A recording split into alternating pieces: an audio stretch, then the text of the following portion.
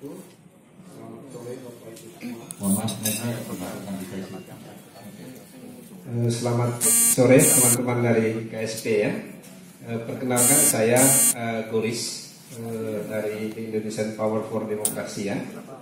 Lembaga saya itu konsen pada pendidikan politik dan pemilu ya.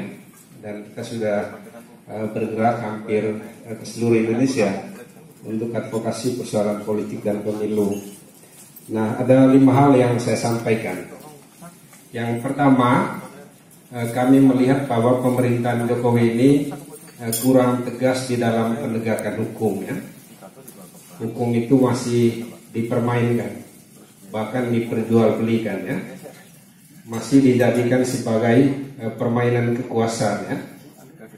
Orang yang melarikan diri dari Indonesia itu diselamatkan, tetapi juga orang yang hilang karena korupsi itu dibiarkan, bahkan tidak kunjung kembali ya.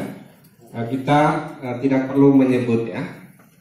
Kemudian ada beberapa kasus terkait dengan badan usaha milik negara, misalnya Jiwasraya ya. Kemudian kasus-kasus yang lainnya yang justru dijadikan sebagai permainan politik di tingkat elit ya. Dan kami meminta juga untuk penegakan demokrasi supaya pemerintahan ini benar-benar berjalan sesuai dengan kepentingan masyarakat. Tolonglah hukum itu ditegakkan ya. Jangan tajam ke bawah kemudian tumpul ke atas ya. Dan hukum itu tidak boleh dijadikan sebagai permainan. Demokrasi itu hanya bisa ditegakkan kalau pemerintah bisa menegakkan hukum ya. Dan saya rasa Jokowi itu nggak sendirian. Kita semua berada di belakang Jokowi untuk mendukung Jokowi itu supaya kuat dan tegas di dalam penegakan hukum. Kemudian yang kedua itu terkait dengan masalah pendidikan ya. Pendidikan kita dengan model pembelajaran daring ini saya rasa butuh sentuhan dan perhatian pemerintah yang lebih serius ya.